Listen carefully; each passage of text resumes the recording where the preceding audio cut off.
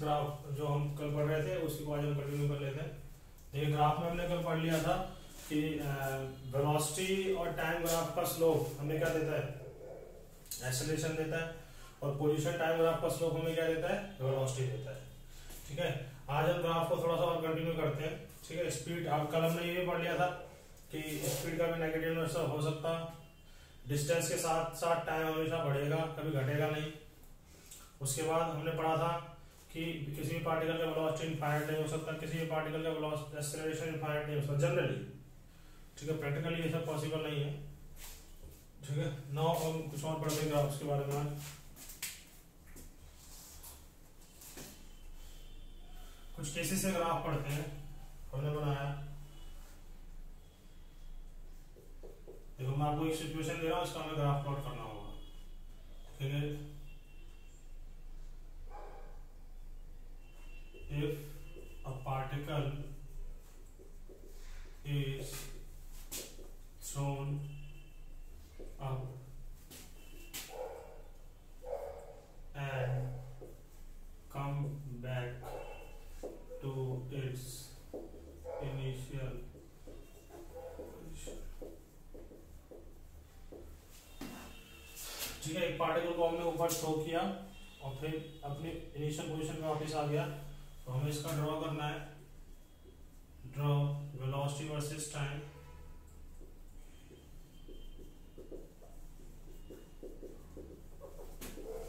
Speed versus time and acceleration versus time. Clear है? तो सबसे पहले देखिए केस समझ लेते हैं क्या है। हमने क्या किया है, एक बॉल को यू स्पीड से ऊपर की तरफ फेंका और ये ऊपर गया और फिर घूम के फिर वापस उसी पोजीशन पर आ गया। ठीक है, तो इस सिचुएशन का मुझे क्या करना है, velocity time graph, speed time graph और एक्सेलरेशन टाइम ग्राफ प्लॉट करना है। क्लियर है स्टूडेंट्स? तो सबसे पहले बनाते हैं हम उसका वेलोसिटी टाइम ग्राफ। तो देखिए वेलोसिटी टाइम ग्राफ के लिए हमें वेलोसिटी का इक्वेशन निकालना होगा। तो सबसे पहले हम इक्वेशन लगा लेते हैं इसमें। देखिए जब पार्टिकल कहां से कहां जाएगा, नीचे से ऊपर की तरफ जा रहा है, तो नीचे से ऊपर की तरफ जा रहा है, इक्वेशन क्या बनेगा हमारे पास, v equal to u plus 80 और v तो v रहने दें क्योंकि v का प्लॉट करना है। u कितना u दे रखा है, एक्सेलरेशन का वैल्यू देखिए g क्या रहेगा, इसमें डाउनवर्ड रहेगा, तो g को नेगेटिव पुट कर देंगे t। ये इक्वेशन आ गया हमारे पास। इस इक्वेशन को प्लॉट करना है मुझे। ये देखो इक्वेशन जो फॉर्मेट आएगा वो y equal to c minus mx का आएगा। इसका मतलब अगर यहाँ पे हम वेलोसिटी प्लॉट कर रहे हैं, यहाँ पे क्या प्लॉट कर रहे हैं, टाइम को प्लॉट कर रहे हैं, तो देखिए इसका इंटरसेप्ट क्या है, इसका इंटरसेप्ट है पॉजिटिव और स्लोप क्या है, नेगेटिव। तो इसका ग्राफ कैसा बन जाएगा, इसका ग्राफ बन जाएगा ऐसे बनता है। इसमें ये वैल्यू किसको रिप्रेजेंट कर रहा होगा, ये वैल्यू रिप्रेजेंट कर रहा होगा यू को। ठीक है, समझ में आ रही बात? ओके, जहां पर इसकी वेलोसिटी 0 हो गई है वो टाइम कितना होगा हमारे पास, टाइम वो होगा हमारे पास u बाय जी।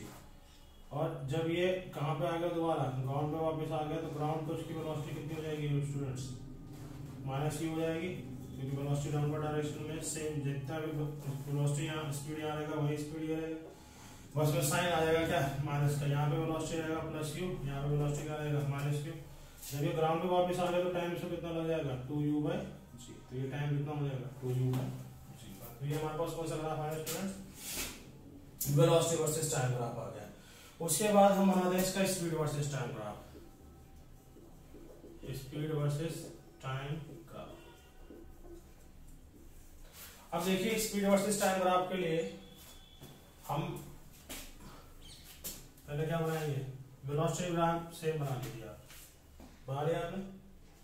तो ये कौन सा ग्राफ हुआ, वेलोसिटी वर्सेस टाइम ग्राफ। अब क्या करेंगे हम इसको, क्योंकि देखो स्पीड तो कभी नेगेटिव हो नहीं सकता, तो ये वैल्यू तो इसमें अलाउ ही नहीं होगी। तो इसके लिए हम क्या करेंगे, यहाँ पे इसका मिरर इमेज ले लेते हैं। यहाँ पे एक प्लेन मिरर हमने रखा, तो जैसे यहाँ पे ऐसा बना हुआ, इसको जस्ट इसका उल्टा यहाँ बन जाएगा ऐसे की तरफ। तो इसका स्पीड वर्सेस टाइम ग्राफ, इसका हम ट्रांसफॉर्मेशन कर रहे हैं, ट्रांसफॉर्मेशन। तो स्पीड और टाइम क्या ग्राफ आ जाएगा ऐसे, इस पॉइंट पे t equal to U by G पे ये ग्राफ इक्वल टू आ जाएगा, और ये टाइम कितना होगा 2u बाई जी, ठीक है। और स्पीड क्या रहेगा, स्पीड तो सेम रहेगा। देखिए यहाँ पे भी स्पीड सेम ऊपर जाता है और नीचे में जब यहाँ पे टकराया तो स्पीड क्या है सेम, तो ये वैल्यू क्या रहेगी, ये वैल्यू भी क्या रहेगी u के बराबर। तो ये स्पीड वर्सेस टाइम ग्राफ होगा। क्लियर है स्टूडेंट्स।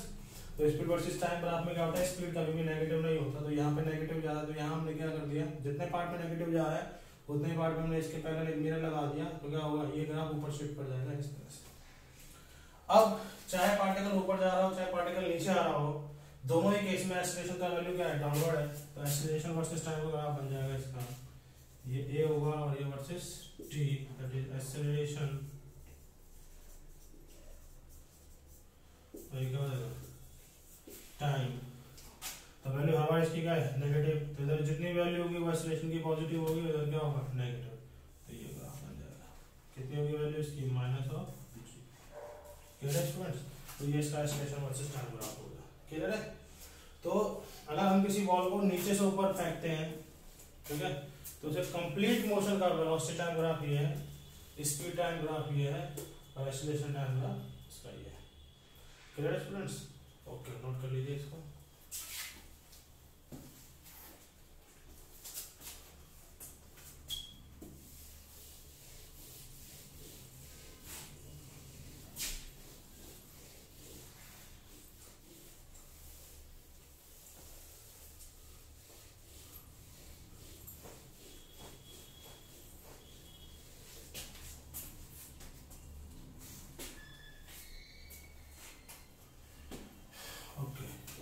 देखिए इसमें एक टॉपिक पढ़ेंगे, ग्राफ में हम इसमें इंटीग्रेशन का टॉपिक पढ़ेंगे।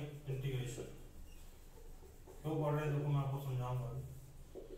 इंटीग्रेशन में क्या होता है, देखिए इंटीग्रेशन का सबसे पहले सिंबल ये होता है, ठीक है, इस टाइप से। जैसा मैं लिखता हूँ जैसे y इक्वल टू एक्स की पावर n, इसका मुझे इंटीग्रेशन करना है, तो यहाँ पर क्या लिख देंगे x है, तो इस ऑपरेटर के साथ ये जो है उसके साथ क्या आ जाएगा dx। किसका इंटीग्रेशन करना है y का, तो यहाँ लिख दिया हमने y। तो बराबर क्या लिखेंगे हम, देखिए y की जगह पे क्या आ जाएगा दो अगले स्टेप में x raise to power n into dx। देखिए अगर y x का फंक्शन है तो यहाँ पे dx लेते हैं, ठीक है। अगर y t का फंक्शन होता तो यहाँ पे dt लेते हैं, अगर y थीटा का फंक्शन होता तो यहाँ पे क्या लेते हैं d थीटा लेते हैं। क्या है, तो ये इंटीग्रेशन का मतलब होता है। तो इसमें क्या होता है n की वैल्यू 1 नहीं हो सकती, -1, ठीक है। तो इसका सॉल्व करेंगे तो हम सॉल्यूशन आएगा n में पावर 1 जोड़ देंगे डिवाइड बाय 1 लिख देंगे, प्लस क्या लगा देंगे c को इसमें बोला जाता है कांस्टेंट ऑफ इंटीग्रेशन। c को क्या बोलते हैं स्टूडेंट्स, कांस्टेंट ऑफ इंटीग्रेशन बोलते हैं। क्लियर है। क्योंकि देखिए इसकी वैल्यू फिक्स नहीं है, कुछ भी हो सकता है c। तो इस टाइप के जो इंटीग्रेशन को बोलते हैं, देखिए ये जो वैल्यू होती है यहाँ पे अगर हम लिमिट लगाएं तो एक यहाँ पे लगाएंगे एक यहाँ पे लगाएंगे, तो यहाँ पे लिमिट तो हमने लगा नहीं रखी कोई, तो ये इस टाइप का इंटीग्रेशन आता है, इसको हम बोलते हैं इनडेफिनेट इंटीग्रेशन। क्या बोलते हैं, इनडेफिनेट इंटीग्रेशन, ठीक है। अब इसी का अगर मैं डेफिनेट इंटीग्रेशन करूं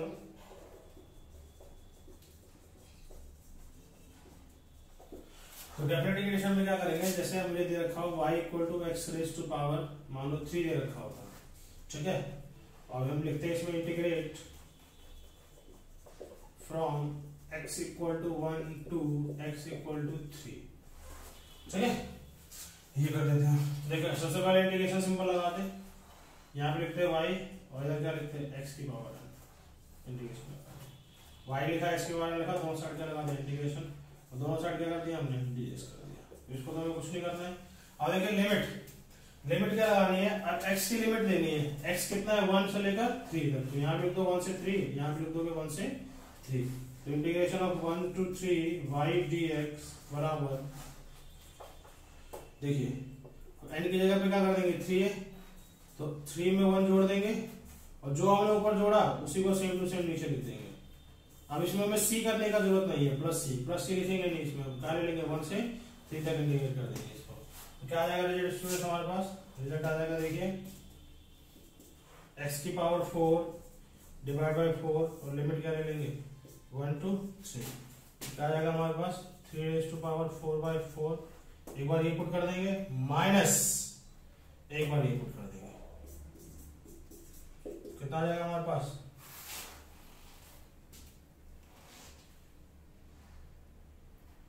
81/4 माइनस 1/4 कितना आ गया 80 यूनिट्स। जो भी यूनिट्स हम लेंगे वो हमारे पास क्लियर हुआ स्टूडेंट्स। तो डेफिनेट का मतलब समझ में आया है? डेफिनेट का मैं फिर से बताता हूँ आपको। डेफिनेट का मतलब उसमें वैल्यू देखिए फिक्स होती है, इसमें वैल्यू फिक्स नहीं। अब डेफिनेट इंटीग्रेशन में क्या किया हमने, देखो जैसे हमें दे रखा है y = x raised to power 3। अब इसका हमें डेफिनेट इंटीग्रेशन करना है, तो इंटीग्रेट हमें कहां से कहां तक करना है, लिमिट दे दी हमें, इसकी बाउंड्री बता दी है कि x = 1 से लेकर के x = 3 तक करना है आपको। तो दोनों तरफ हमने पहले y लिख दिया, फिर dx लगा दिया और फिर इंटीग्रेशन का सिंबल लगा दिया। अब x कहां से कहां तक करना था, तो यहाँ पे जो वैल्यू होती है लोअर लिमिट और ये क्या होती है अपर लिमिट। तो लोअर लिमिट हमें क्या दे रखा था 1, अपर लिमिट कितना दे रखा है 3, पुट कर दिया हमने वैल्यू। फिर जो फॉर्मूला था ये वाला ये लगा दिया हमने, बस यहाँ c नहीं लिखा क्योंकि इसमें हमें लिमिट दे रखी है, अगर लिमिट नहीं दे रखा होता तो हम c लिखते, लिख दिया। फिर हमने इसमें वैल्यू पुट कर दी, हमारा आंसर आ गया। इसमें क्या करना है, जब हमने इंटीग्रेशन किया ये रिजल्ट हमारे पास आया, अब क्या करना है हमें इस वैल्यू को पुट करना है। तो सबसे पहले अपर लिमिट पुट किया जाता है इसमें x की जगह पे, ये पुट कर दिया देखिए 3, पूरा सेम टू सेम लिख दिया ऐसे। फिर माइनस इस पूरे में क्या पुट कर देते हैं 1 को लोअर लिमिट। तो डेफिनेट और इंडेफिनेट का मतलब समझ में, डेफिनेट का मतलब वैल्यू फिक्स आएगी रिजल्ट में, इंडेफिनेट का मतलब वैल्यू फिक्स नहीं आएगी। क्लियर है? ओके, इसके और रूल्स हम इसके पढ़ लेते हैं।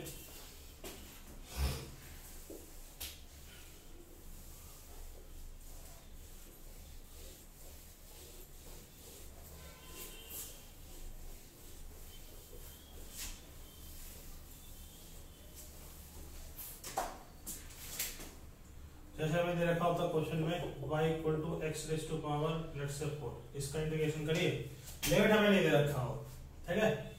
तो इसको दो टाइप से कर लेते हैं, एक y = x की पावर 4 दे रखा हो, एक y = x raised to power 4 और यहाँ पर रखा हो integrate it from x = 1 to x = 2। यहाँ हमें कुछ नहीं बोल रखा, हमें सिर्फ डायरेक्ट क्या बोल दिया है इंटीग्रेट इट। तो क्या करते थे, यहाँ लिख दिया y, यहाँ लिख दिया x की पावर 4, दोनों साइड हमने इंटीग्रेशन का सिंबल लगाया, dx दोनों के साथ लिख दिया। इसको तो कुछ नहीं करना है, इधर देखो क्या आएगा, x की पावर 4 का क्या लिखेंगे, पावर में 4 में तो 1 जुड़ जाएगा, वही इसमें भी चले देंगे प्लस c। क्या आंसर आ जाएगा हमारे पास x⁵ 5 divide by 5 plus c। Now इस वाले में देखिए, ये तो इंडेफिनेट का हो गया, इंडेफिनेट का मतलब अनिश्चित और डेफिनेट का मतलब होता है निश्चित। इसमें रिजल्ट बिल्कुल फिक्स आने वाला है, तो क्या होगा देखिए, इसमें ले देंगे y लिख दिया, इधर x की पावर 4 लिख दिया, इंटीग्रेशन लगाया, क्या है x है यहाँ पे, तो यहाँ dx लिख देंगे, यहाँ पे dx लिख देंगे। तो क्या आएगा स्टूडेंट्स, अब limit x = 1 to 2 1 to 2 1 to 2, इधर तो कुछ नहीं करना होता, सारा इधर खेल। तो क्या लिख देंगे इसको 4 + 1 डिवाइड बाय 4 + 1, लिमिट ले लेंगे 1 to 2, कितना आ जाएगा x की पावर 5 डिवाइड बाय 5 1 to 2, कितना आ जाएगा हमारे पास, एक बार 2 पुट करेंगे तो 2 raised to power 5 divide by 5 minus 1 put करेंगे 1 raised to power 5 divide by 5, कितना आ गया हमारे पास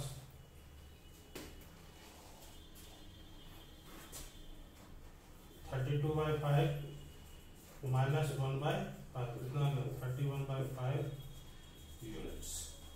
जो भी यूनिट रखा होता है, इसका मीटर में होता है मीटर लेते थे, सेंटीमीटर तो सेंटीमीटर लेते थे।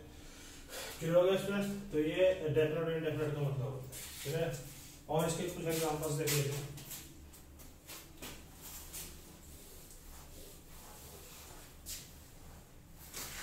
देखिए जैसे अगर मुझे दे रखा था लेट्स से x = t², ठीक है। अब मुझे इसका इंटीग्रेशन करना है, तुमसे बोलता है integrate it from t = 1 to t = 2 second. 1 से 2 सेकंड तक इसको इंटीग्रेट करना है, ठीक है। अब लिमिट इसमें t क्या आएगी, यहाँ पे t है, तो लिख देते हैं x, इधर लिख लेते हैं t स्क्वायर, किसके रिस्पेक्ट में करेंगे, dt, तो x into dt लिख दें, यहाँ पे x into dt। लिमिट क्या ले लेंगे, 0 to 1, 0 to sorry 1 to 2, 1 to 2, 1 to 2, यहाँ पे तो x dt रहने देते 1 to 2, इधर क्या आ जाता t 2 plus 1 divide by 2 plus 1, तो लिमिट कहाँ से कहाँ आ जाती है, 1 से 2, तो t क्यूब बाय 3 लिमिट क्या लेते हैं, 1 to 2, फिर कहाँ जाता है हमारे पास, एक बार 2 पुट कर देते हैं इस जगह पे, लिख दिया, इसमें पूरे में कितना पुट कर दिया, माइनस कितना आ गया हमारे पास, 8/3 माइनस 1/3 दैट इज 7/3। क्लियर हो गया स्टूडेंट्स, तो ये सिंपल इस टाइप से इंटीग्रेशन हो गया, ठीक है। क्यों पढ़ रहे हैं इसको आपको समझाएंगे। देखिए इंटीग्रेशन का मतलब होता है कि आप स्मॉलेस्ट एलिमेंट का एरिया निकालें और उसको क्या कर दें, ऐड कर दें। जैसे मानो हमें एक कर्व दे रखा है इस टाइप से, यहां पे दे रखा है लेट्स से y एक्सिस है और यहाँ पे क्या है, x दे रखा है। हमें इस ग्राफ के अंडर का सारे एरिया निकालना है, तो इस ग्राफ के अंडर का एरिया आ रहा है, यहां से लेकर के यहां तक का एरिया आ रहा है, ये सारा ये हमें निकालना है। देखिए इसके 2 पॉइंट्स में पता चल गए, ये इसको लिख लेंगे x इनिशियल और इसको क्या लिख लेंगे, x फाइनल। तो देखिए इसके लिए हम क्या करते हैं, बहुत छोटे छोटे क्या करेंगे, एलिमेंट ले लेंगे, रेक्टेंगल बना लेंगे बहुत छोटे छोटे, एक रेक्टेंगल ऐसा बना लिया, फिर उससे अगला एक रेक्टेंगल ऐसा बना लेंगे, फिर ऐसा बना लेंगे, फिर ऐसा बना लेंगे, ऐसे बहुत सारे रेक्टेंगल्स बनाएंगे और सबके एरिया क्या कर देंगे, जोड़ देंगे और हमारा आंसर आ जाएगा, ठीक है। तो जैसे ये रेक्टेंगल मैंने निकाल लिया, रेक्टेंगल की हाइट किस पे है, y एक्सिस के पैरेलल, तो ये वैल्यू क्या मानी जाएगी, y मानी जाएगी, तो ये y हो गया।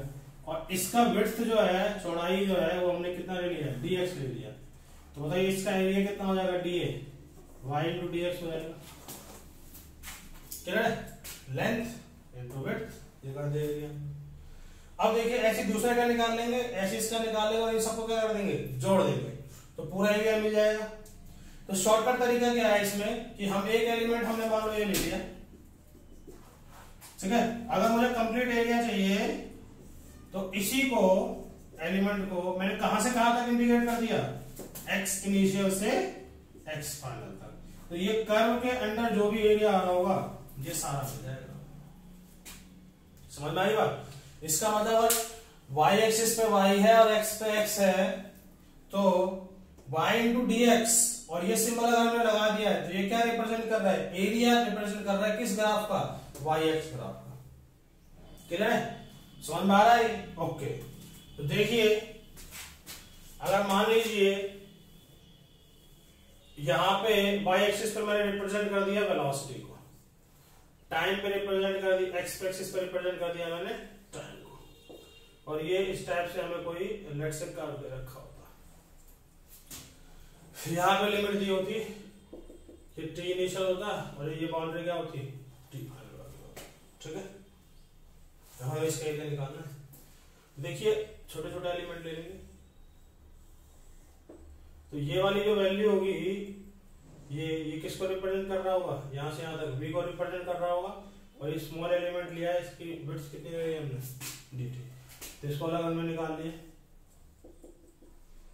तो ये क्या है, वेलोसिटी है, और ये क्या है, टाइम, तो इसका एरिया जो होगा वो dA, वो किसके बराबर होगा, v into dt के बराबर होगा। Clear students, okay. तो अगर मुझे कंप्लीट एरिया चाहिए तो इस dA का इंटीग्रेशन करना होगा कहां से कहां तक, t इनिशियल से t फाइनल तक। क्लियर है, इंटीग्रेट कर दिया हमने। अब dA का वैल्यू किसके बराबर है, dA का वैल्यू है हमारे पास v into dt, और हमें पता है देखिए v into dt क्या रिप्रेजेंट करेगा, देखिए we know that v equal to क्या होता है, dx by dt होता है, तो dx किसके बराबर होगा, v into dt के बराबर होगा। तो यहाँ पे v dt की जगह पे हम क्या लिख सकते हैं, VDD की जगह पे क्या लिख सकते हैं स्टूडेंट्स? VDD की जगह पे हम लिख सकते हैं dx, ठीक है। यानी इसको अगर मैं लिखूं, चलो इसको यहाँ पे स्पेस थोड़ा कम है, या लिखते हैं इसको, तो ये वाला स्टेप तो क्लियर हो गया ना हमें। चलो इसको मैं मिटा रहा हूं।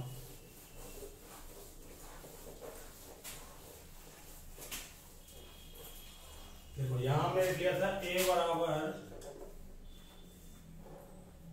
VDD t initial to t final, ये निकाल लिया हमने, इसमें इक्वेशन मान लिया। अब हमें पता है v बराबर क्या होता है dx बाय dt, dx बराबर किसके हो जाएगा v इंटू dt के, इधर भी इंटीग्रेशन कर दिया हमने। तो देखिए यहाँ पे टाइम है तो यहाँ पे लिखेंगे t इनिशियल, t इनिशियल के करस्पॉन्डिंग जो पोजीशन था वो x इनिशियल था, और t फाइनल के करस्पॉन्डिंग पोजीशन क्या लिख लेंगे हम x फाइनल। इसका मतलब इस पूरे की जगह पे इस फॉर्मूले में हम इसको सब्स्टिट्यूट कर सकते हैं। इसका मतलब a बराबर क्या लिखोगे t initial to x initial to x final into dx। और ध्यान रखें जब भी ऐसा होगा dx, इसका इंटीग्रेशन क्या होगा x, इसी तरह सिर्फ dt होगा तो इसका इंटीग्रेशन क्या होगा t, सिर्फ du होगा इसका इंटीग्रेशन u, dv होगा तो उसका इंटीग्रेशन v। इसका मतलब जो इंटीग्रेशन का सिंबल होता है d को खत्म कर देता है, ठीक है। ओके, ये हमें याद रखना है, ये नंबर। तो a बराबर कितना आ जाएगा dx का कितना होगा x, लिमिट ले लेंगे x initial to x final, एक बार x फाइनल पुट कर दोगे माइनस एक बार x इनिशियल पुट कर दोगे, a बराबर क्या आ गया x initial x final minus x initial, और final position minus initial position क्या देता है हमें डिस्प्लेसमेंट। इसका मतलब ये हुआ स्टूडेंट्स कि area of VT graph gives displacement, clear है। तो इस स्टेटमेंट से क्या सीखा हमने, area of velocity time graph gives displacement, clear है स्टूडेंट्स। तो area of velocity time graph हमें क्या देता है डिस्प्लेसमेंट देता है। Done, okay. तो मैं फिर से आपको समझा देता हूं। देखिए हमने क्या किया, ये वेलोसिटी टाइम हमें ग्राफ दे रखा था, हमें एरिया निकालना था, इसलिए हमने एक स्मॉल एलिमेंट लिया v dg विड्थ था, v का इसका लेंथ है, एरिया लिख लिया। इंटीग्रेट पूरा हमें चाहिए था यहाँ से यहाँ तक, तो हमने t initial t final integrate कर लिया, ये लिख लिया। इसको हमने क्या मान लिया इक्वेशन 1। हम जानते हैं वी नो दैट कि v इक्वल टू क्या होता है dx बाय dt, तो dx किसके बराबर हो गया v इंटू dt। लिमिट ले लिया। देखो लिमिट कैसे लेते हैं, लिमिट हमने दोनों साइड लेना है, तो इधर तो लिमिट आएगी x की और इधर लाइन लिमिट किसकी आएगी t की, क्योंकि इधर dt है इधर क्या है dx है। तो जब t इनिशियल था तो पोजीशन क्या था हमने मान लिया x इनिशियल, जब t टाइम t फाइनल हो गया तो पोजीशन क्या मान लिया हमने x फाइनल, तो इसको लिख लिया। अब देखिए इसको हमने सब पुट कर दिया, पुट इन इक्वेशन फर्स्ट। तो इस पूरे की जगह पे हम क्या रख सकते हैं, ये रख सकते हैं। देखो हमने ये रख दिया, dx का इंटीग्रेशन क्या होगा x, जैसे हमने सिखाया कोई ऐसे होता है, इसका ऐसे होता है, इसका ऐसे होता है, इसका ऐसे होता है। फिर लिमिट पुट कर दी, x की जगह पे एक बार x फाइनल पुट कर दिया, ये देखा। तो यहां से हम आपको ये स्टेटमेंट याद रखना है कि area of velocity time graph gives displacement, clear है। कि वेलोसिटी टाइम ग्राफ का एरिया हमें क्या देता है डिस्प्लेसमेंट देता है। देखिए क्वेश्चन करने में कैसे आपको हेल्प मिलेगा, मैं आपको इस पे एक नंबर बता देता हूं। ये इंटीग्रेशन आपको 12th क्लास में डिटेल में है मैथमेटिक्स में, ठीक है। तो यहाँ तो बस हम उतना ही पढ़ रहे हैं जितना हमारे काम का है।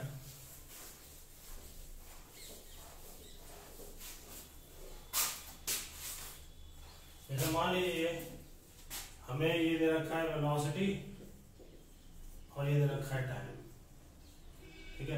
ऐसा हमें करना बना दिया, ठीक है। हमसे पूछ रहा है, और पहले हमें ये वैल्यू भी दे रखी है, 10 दे रखा है और ये दे रखा है 2, यहाँ पे दे रखा है ये 1 सेकेंड। हमसे पूछ रहा है फाइंड डिस्प्लेसमेंट, बहुत आसान है। डिस्प्लेसमेंट बराबर क्या हो जाएगा एरिया और VT ग्राफ, एरिया लिख सकते हैं ट्रायंगल का, क्या होता है हाफ बेस, बेस कितना है इसका 2 और हाइट कितना है 10, 2 से 2 कैंसिल आ गया, कितना आ गया 10 यूनिट, इसका मतलब इसका डिस्प्लेसमेंट कितना हो गया स्टूडेंट्स 10 यूनिट हो गया। क्लियर है? ओके, और एक कंसेप्ट हम सीख लेते हैं। जैसे मान लीजिए हमें इस टाइप से ग्राफ दे रखा है,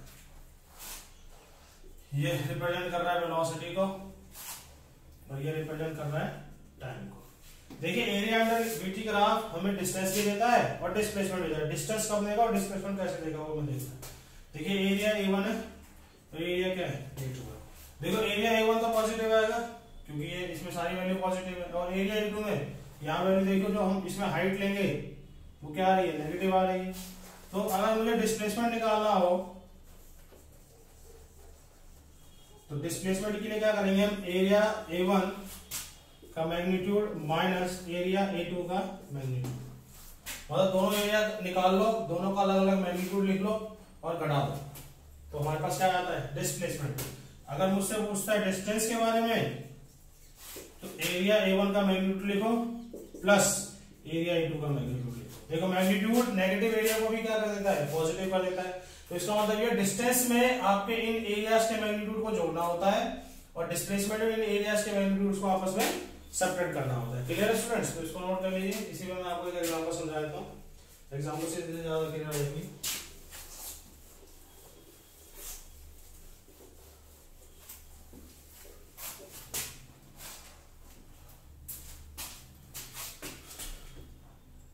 ऐसे मान लीजिए हमें ये वेलोसिटी दे रखा है और ये दे रखा है हमें टाइम। ठीक है, देखिए ये वैल्यू हमें दे रखी है 10 और ये वैल्यू मान लीजिए हमें दे रखी है 5। ठीक है, ये दे रखा है 0, यहाँ पे 1 है, यहाँ पे 2 है, यहाँ पे क्या है 3 और यहाँ पे क्या है 4। ठीक है, सेकंड्स में है। अब हमें इसमें क्या निकालना है, हमें इसमें निकालना है डिस्प्लेसमेंट। तो सबसे पहले सारे एरियाज निकालो अलग अलग। तो इसको A1 मान लेते हैं और इसको क्या मान लेते हैं A2। तो देखिए A1 एरिया जो होगा वो होगा हाफ, बेस कितना है इसका 2, हाइट कितना है इसका 10, कितना आ गया स्टूडेंट्स A1 का वैल्यू 10 यूनिट्स।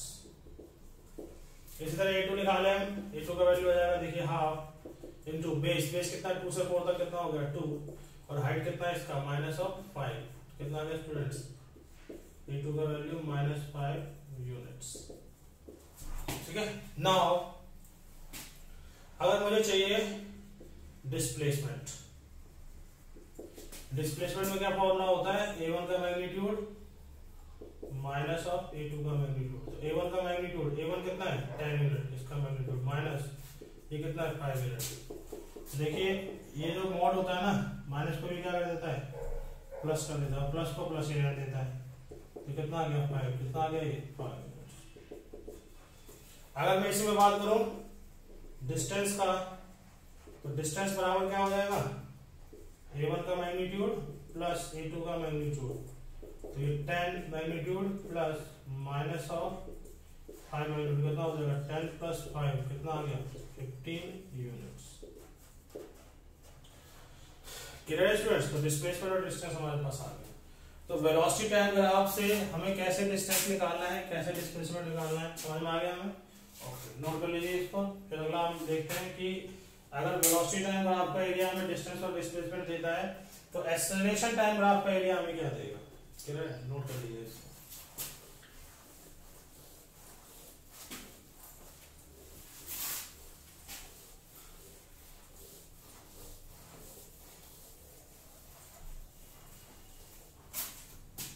मान लीजिए हमें कोई एक्सेलरेशन टाइम ग्राफ दे रखा होता है, एक्सेलरेशन, और ये क्या दे रखा होता है टाइम। इस टाइप से कोई काम दे रखा होता है। ठीक है, इसमें ये लिमिट होती है टी इनिशियल और ये क्या होती है टी फाइनल, ये टाइम है और ये वैल्यू क्या होती है लगभग टाइम लेते हुए। तो यहाँ हमने क्या किया, एक एलिमेंट ले लिया, ये बी को रिप्रेजेंट करेगा और विड्थ इसने हमने कितनी ले ली, यहाँ हमने अलग बना लिया इसको। तो सॉरी ये एक्सेलरेशन है तो किसको रिप्रेजेंट करेगा, ए को, ये ए को रिप्रेजेंट करेगा। तो ए होगा और ये विड्थ क्या ले लिया हमने इसकी डी। तो इसका मुझे अगर एरिया लिखना हो डी ए, वो हो जाता है length into width dt। Complete area लिखना हो इंडिकेट कर देते हैं इसको कहां से कहां तक, t initial to t final. ठीक है स्टूडेंट्स, तो टी इनिशियल से टी फाइनल तक हमने क्या निकाल लिया इसका, एरिया निकाल दिया। ओके, अब हम जानते हैं, वी नो दैट, क्या जानते हैं हम कि एक्सेलरेशन इक्वल टू क्या होता है, dv बाई dt। तो dv इक्वल टू किसके बराबर होता है, a इंटू, दोनों साइड हम मिटिगेट करेंगे। तो देखिए t इनिशियल पे वेलोसिटी कितनी मानेंगे हम, v इनिशियल, t फाइनल पे वेलोसिटी कितनी मानेंगे हम, v फाइनल। इसको अगर इंटीग्रेट हमने किया है यार, अब देखिए इसको इक्वेशन में मान लो, पुट इन इक्वेशन फर्स्ट। अब a dt की जगह पे हम dv वाला रख देंगे, तो a बराबर कितना आ जाएगा हमारे पास, देखिए इस पूरी की जगह पे ये रख सकते हैं यहाँ पे, तो क्या लिखेंगे, dv v initial to v final. और dv का इंटीग्रेशन किसके बराबर होता है, v के बराबर, तो v initial to v final. Put कर देंगे वैल्यू, यहाँ पे आ जाएगा v फाइनल और यहाँ पे क्या आ जाएगा minus v initial. v final minus v initial क्या आ गया, चेंज इन वेलोसिटी। इसका मतलब स्टूडेंट्स ये हुआ कि area under acceleration time graph gives change in velocity। समझ में आया स्टूडेंट्स, इसका मतलब एक्सेलरेशन टाइम ग्राफ का एरिया हमें क्या देता है, चेंज इन वेलोसिटी देता है। क्लियर है, तो ये इंपॉर्टेंट हमें याद रखना है कि एक्सेलरेशन टाइम ग्राफ का एरिया हमें क्या देता है, चेंज इन वेलोसिटी देता है। क्लियर है, ओके। देखिए इसके न्यूमेरिकल्स में हम इसको कैसे यूज करते हैं,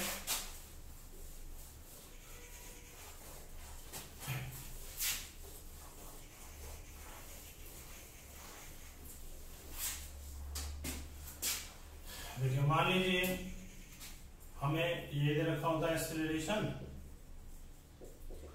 और यहां दे रखा होता है हमें टाइम। जैसे ये ग्राफ हमें दे रखा होता है, सिंपल सा ले लेते हैं, हमें कंडीशन दे रखी है t equal to 0 v equal to 0। t equal to 0 पे वेलोसिटी कितनी 0, इसका मतलब इनिशियल वेलोसिटी हमारे पास कितनी है, 0 है। तो ये 0 है, ये ले लेते हैं 1 और ये ले लेते हैं 2 और ये ले लेते हैं 10।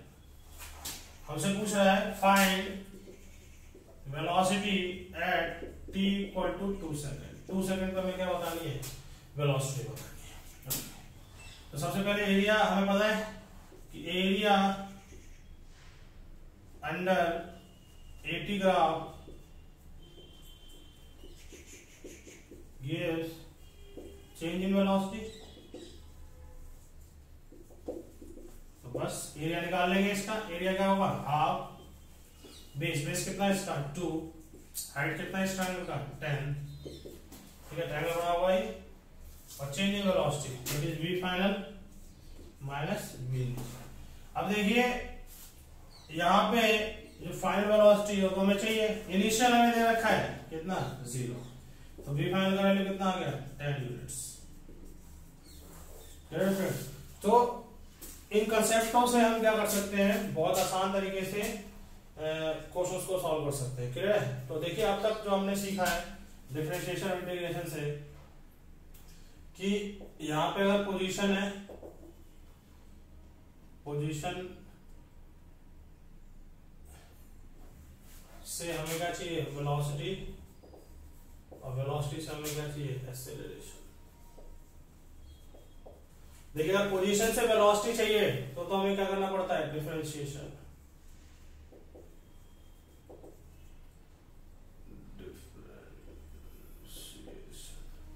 और वेलोसिटी से एक्सेलरेशन चाहिए तो भी हमें क्या करना पड़ता है, डिफरेंशिएशन।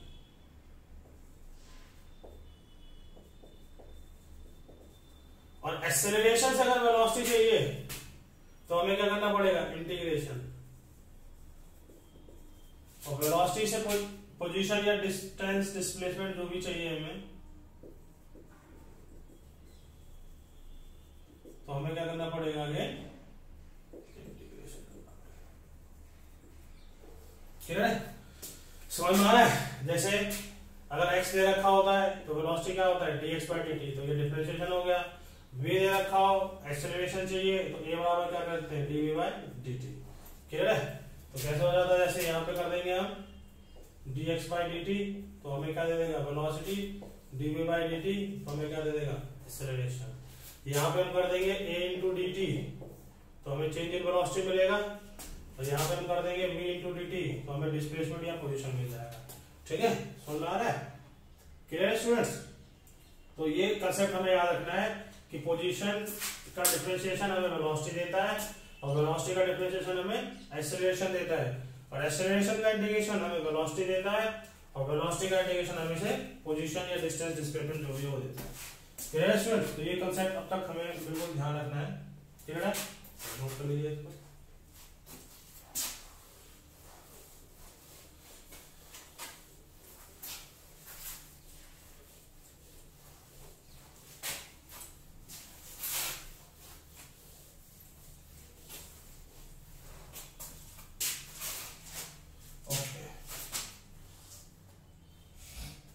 इसके बाद देखिए मैं क्वेश्चन डालता हूं आपको।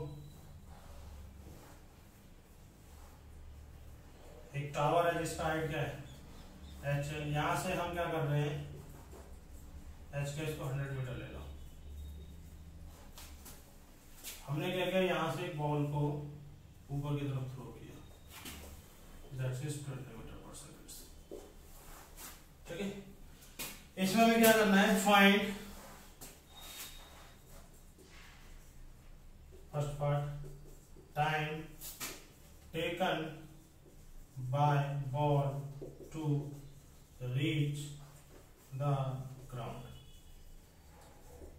ठीक है, जब ये बॉल यहां से ऐसे जाएगा तो घूम के जब ग्राउंड पे वापस आएगा तो हमें क्या बताना है, इसका टाइम बताना है। सेकंड पार्ट है velocity with which it hits the ground। हमें वेलोसिटी बताना है जिस वेलोसिटी से ये क्या करेगा, ग्राउंड को हिट करेगा। तो देखिए सबसे पहले टाइम के लिए देखिए इनिशियल तो हमारा ये है और फाइनल हमारा ये है। तो इनिशियल से फाइनल अगर हम ज्वाइन करें तो डिस्प्लेसमेंट मिलता है। तो देखिए इनिशियल और फाइनल डिस्प्लेसमेंट किस डायरेक्शन में हो जाएगा, डाउन डायरेक्शन में। जी किधर लग रहा है इसका, डाउनवर्ड डायरेक्शन में। इसका मतलब अगर हम यहाँ पे लिखें डिस्प्लेसमेंट s का वैल्यू तो आएगा -100 मीटर। क्लियर है? अगर हम एक्सीलरेशन का वैल्यू लिखें तो वो आएगा -9.8 मीटर पर सेकंड स्क्वायर। ठीक है, हमें क्या चाहिए, टाइम चाहिए। तो s भी है, a भी है, u भी है, तो कौन सा इक्वेशन लगा दे जिसमें सारे क्वांटिटी यूज हो सकती है। s equal to u t plus half a t square. S का वैल्यू कितना है, -100, यू कितना है +20, क्योंकि ये अपवर्ड है। जो भी अपवर्ड होगा उसको हम पॉजिटिव लेंगे, जो भी डाउनवर्ड होगा उसको हम नेगेटिव लेंगे। तो टाइम हमें चाहिए प्लस हाफ, ये कितना होगा 9.8 इंटू टी स्क्वायर। तो -100 इक्वल टू 20t, और यहाँ माइनस पुट करेंगे, -4.9 इंटू टी स्क्वायर। इसको उधर ले जाओ तो 4.9 T square -20t -100 equal to क्या हो गया, 0। तो यहां से देखिए टी में क्या बन गया, क्वाड्रेटिक बन गया। तो एक मेथड हमें पता है, टी इक्वल टू याद है कि X square plus B X plus C, अगर 0 है तो यहाँ पे x equal to minus of B plus minus B square minus 4ac divide by 2a होता है। हमने पढ़ा होगा 10th क्लास में, गणना चार मेथड है ना। ओके, तो इसमें जो एक्स स्क्वायर का कोएफिशिएंट होता है वो a होता है, x का कोएफिशिएंट जो होता है वो b होता है। बस ये करना है हमें। यहाँ पे क्या हो जाएगा, माइनस ये हो जाएगा b -20 plus minus B square -20 का होल स्क्वायर -4, a कितना है 4.9 और c कितना है -100 डिवाइड बाय 2 इंटू 4.9। तो t का वैल्यू आएगा स्टूडेंट्स हमारे पास 20 प्लस माइनस कितना आ गया 400 माइनस माइनस प्लस हो जाएगा, ये हो जाएगा 4 इंटू 9 490 है ना। हाँ, डिवाइड बाय कितना हो जाएगा 9.8। देखो t की दो वैल्यू आ गई हमारे पास, एक आ गया 20 प्लस √400 प्लस ये हो जाएगा 0, 4 9 जा 36 और ये 90 है ना, 0 हो जाएगा 36 डिवाइड बाय 9.8। तो एक तो प्लस में ये हो गया और दूसरी वैल्यू माइनस की हो जाएगी, ये t1 मान लो और t2 कितना हो जाएगा 20 minus under root of 400 plus 960 divide by 9.8। तो देखिए प्लस वाली वैल्यू को ले लेना, माइनस वाली वैल्यू को नेगलेक्ट करना, क्योंकि टाइम कभी नेगेटिव नहीं होता। इसको आगे सिंपलीफाई कर लेना। Velocity with which it hits the ground, तो वेलोसिटी के लिए इक्वेशन क्या लगा दोगे, वेलोसिटी के लगा दोगे। देखिए v² equal to u² plus 2s। v हमें चाहिए, u कितना है, u दे रखा है 20 का स्क्वायर प्लस 2, a कितना है 9.8 माइनस का, और डिस्प्लेसमेंट कितना है माइनस ऑफ 100। बस v बराबर आ जाएगा अंडर रूट ऑफ कितना हो जाएगा, ये 400 प्लस माइनस माइनस प्लस हो गया, तो कितना हो जाएगा, ये हो जाएगा 19.6 इंटू 100 कितना हो गया स्टूडेंट्स, ये हो जाएगा 400 प्लस 1960 मीटर पर सेकंड। इसको आराम से सिंपल कर लिया। क्लियर स्टूडेंट्स, तो इस टाइप से हमने वेलोसिटी भी निकाल लिया और टाइम भी निकाल लिया। क्लियर है, ओके। आई होप आपको ये एग्जांपल समझ में आया होगा। ठीक है, ओके, ये इसको क्लोज करते हैं। ठीक है।